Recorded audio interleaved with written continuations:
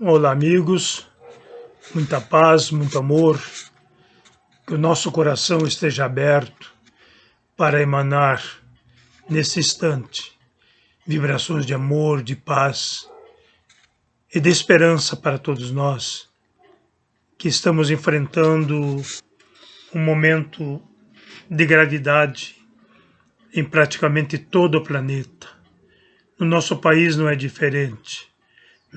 Segundo os dados, mais de 70 mil irmãos nossos já voltaram à pátria espiritual em decorrência do novo coronavírus, o Covid-19. Nós sentimos, é claro, todos devemos ter esse espírito de solidariedade, de fraternidade, especialmente aos familiares daqueles que vê seus entes queridos partirem. Não obstante, devemos analisar que tudo na vida, tudo no universo, contribui para o crescimento, para o desenvolvimento. Então, a esses nossos irmãos, e não estamos livres disso, estamos falando aqui, todos animados, não sabemos se seremos ou não vítimas deste vírus, mas devemos estar confiantes, com determinação, com ânimo,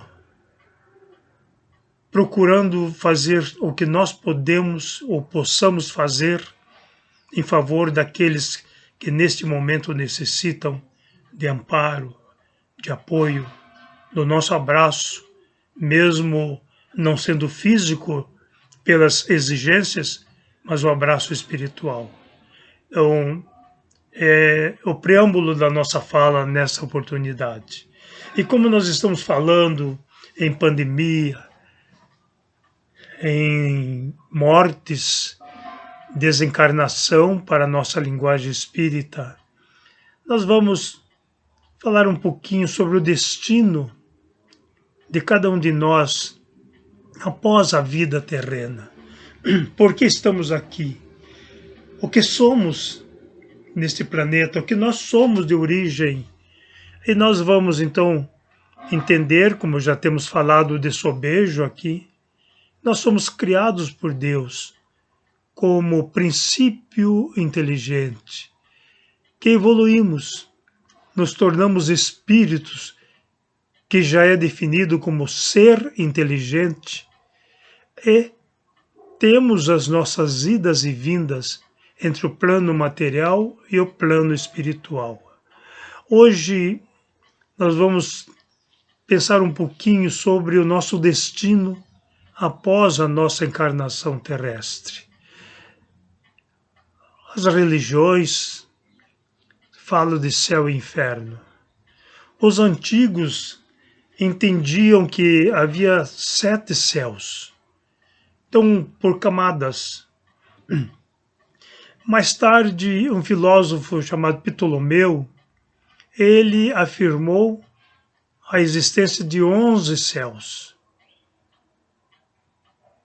Os muçulmanos acrescentaram à ideia a diminuição para 9 céus. Então nós ficamos aqui matutando. Quantos céus? Recorramos a Jesus. Jesus utilizava a palavra no plural. Ele nunca disse assim, o reino do céu, mas sempre afirmou, o reino dos céus é semelhante a isto, o reino dos céus é semelhante a um pai de família, é semelhante tal. Então ele ia colocando as suas parábolas, que é um ensinamento moral, no plural, quando se falava de céus. Por quê? Porque a palavra céu, ela vem do grego koilos, passando pelo latim celos, que quer dizer côncavo. Por isso, quando nós olhamos para cima e falamos, estamos olhando para o céu, nós vimos que ele é curvo. Então, essa abóboda, né, ela faz esse arco, nós diríamos. E isso se chama céu, ou celos, ou koilos do grego. E não é um lugar circunscrito. Então, ninguém morre e vai para o céu. Mas essa ideia de ser bom, de bondade, quando falamos de céu, pensamos realmente num paraíso onde só há felicidade, só há amor. E aí nós ficamos a refletir. Se o céu não é circunscrito, como que ele se apresenta? Como ele é, então? E Jesus foi perguntado sobre isto. E ele diz: o reino dos céus não tem aparências exteriores. O reino dos céus está dentro de vós. E se o reino do céu está dentro de nós, não é um lugar para onde iremos. Mas e o inferno? Então, se nós falamos que o céu é um lugar de amor, um lugar maravilhoso, e que o inferno é o contrário, é claro, ser um lugar de misérias, lugar terrível, de sofrimento. Mas se nós afirmamos aqui que o céu não existe como um lugar circunscrito, é óbvio que o inferno também não existe como este lugar. Então, queridos amigos, ninguém ao desencarnar irá para o céu. Ninguém irá para o inferno. Nós estaremos no estado de céu ou estaremos no estado de inferno. Quem ama, quem se dedica ao próximo, quem é solidário, fraterno, que a sua vida é envolta pela caridade, ele já vive o céu. O céu é isto, é ser bom, misericordioso, amável, sempre disposto a servir. Isto é o estado de céu. Quando nós odiamos, quando temos espírito de vingança, quando somos maledicentes, quando somos invejosos, orgulhosos, gananciosos, nós vivemos a amargura infernal. Então, aí nós vamos entender o que é estar no céu, o que é estar no inferno. Aí alguém poderia dizer: então onde fica o demônio? Cabe uma explicação. A palavra demônio, e nós já falamos aqui no nosso momento de diálogo com os irmãos, a palavra demônio significa gênio bom ou mal, que somos nós. Outro dia eu falei do dicionário Caodas Aulete, mas o Lelo Universal também traz a definição entre os dicionários que eu conheço e nos deixa claro que a palavra demônio é um gênio bom ou mal, ou anjo bom ou anjo mau, ou espírito bom e espírito mau. Isto é a palavra demônio. Não é um ser que o Dante Alighieri criou com chifres, né? Não é isto. Isto não existe. A palavra demônio foi criado teologicamente para dominar os fiéis das igrejas. Se nós analisarmos, sem qualquer crítica, apenas como observação, hoje se fala mais em demônio, em diabo, nas igrejas, do que se fala de Deus. Por que será? Porque é uma forma de domínio. para que as pessoas tenham medo do demônio. Mas, ao mesmo tempo, também falam que deve-se temer a Deus. Se eu temo a Deus, e se o demônio fosse o contrário de Deus, o antagônico de Deus, eu não teria que temê-lo. Eu não posso temer o bom e o mal. Eu devo aceitar um como o meu Deus. Se é meu Deus, eu não posso temê-lo. Eu devo amá-lo. Foi assim que Jesus ensinou. Amarás ao Senhor teu Deus de todo o teu coração, de todo o teu entendimento, de todo o teu espírito. Amarás, não é temerás. E o demônio? Não há necessidade, porque como esse ser infernal não existe. Mas precisamos pensar que quando não vivemos o amor, vivemos no estado infernal.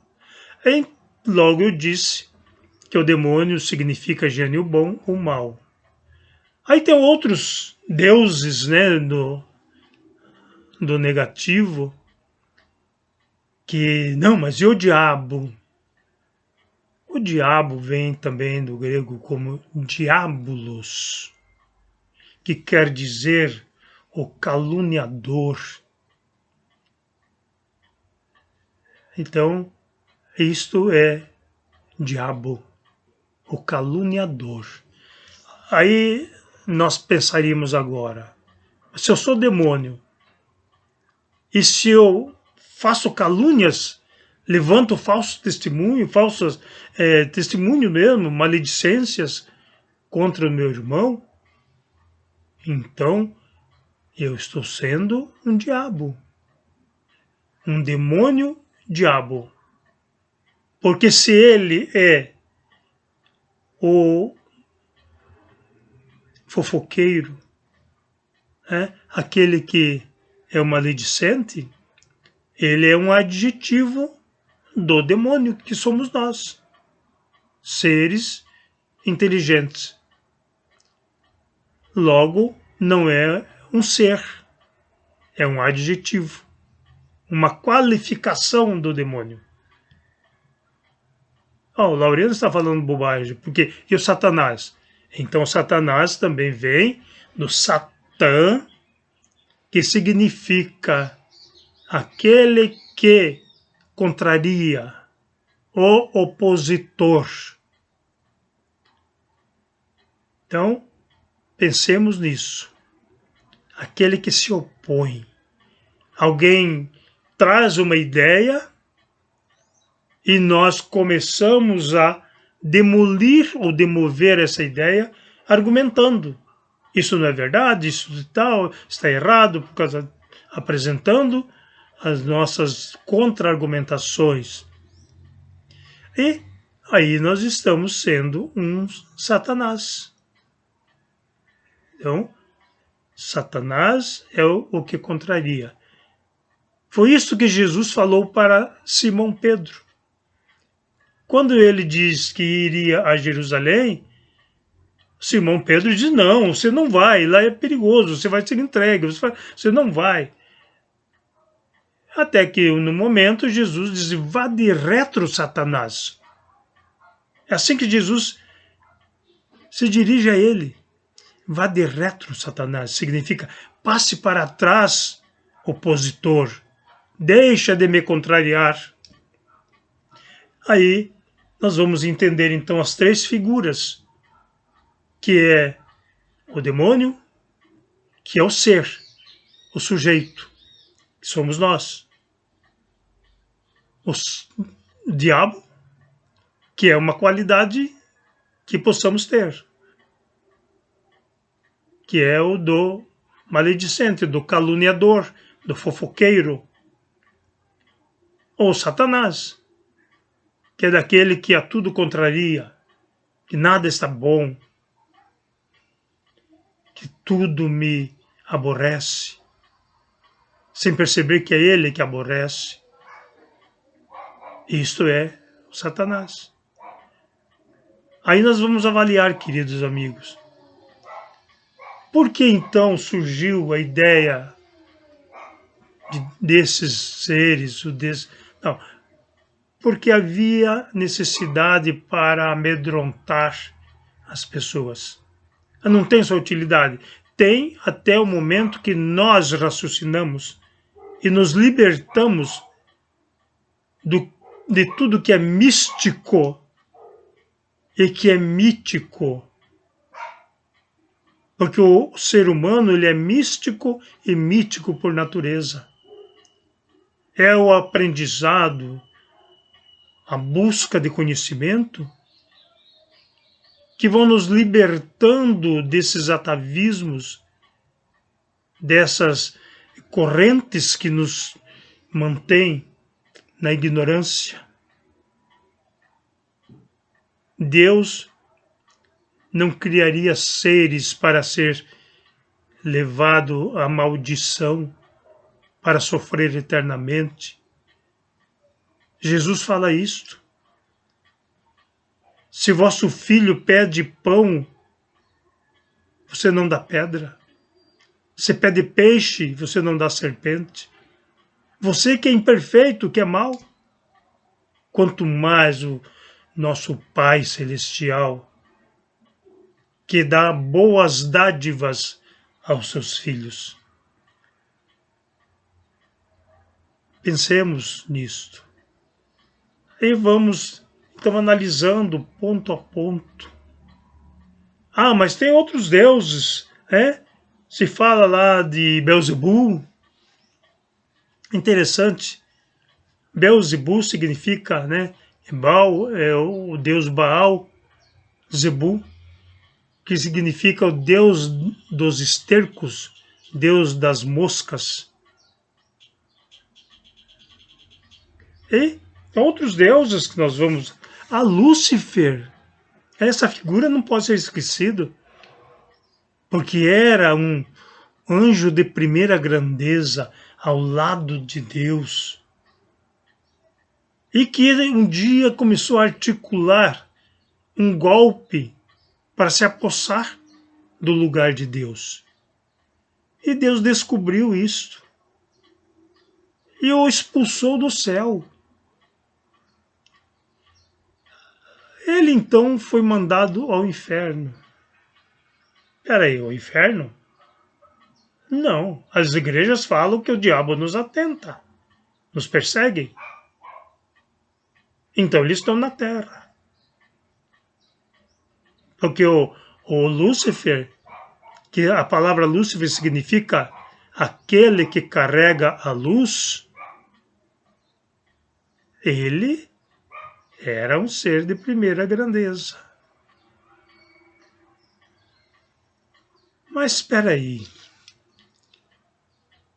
Se era um ser de primeira grandeza, ele não era humilde? Ele não era um ser perfeito? Ele ainda era vaidoso, orgulhoso, ambicioso, invejoso? Que tipo de primeira grandeza é este? Então, pensemos, coloquemos a cabecinha para analisar. Esse ser não pode existir. Mas está na Bíblia. Na Bíblia está que Nabucodonosor, o rei Nabucodonosor da Babilônia, ele um dia disse, segundo relatos bíblicos, eu construirei os meus castelos acima das nuvens, ao lado de Deus. E depois a própria Bíblia relata que ele caiu em desgraça, chegou a pastar como animais. E então o texto narra, e a dalva caiu do céu.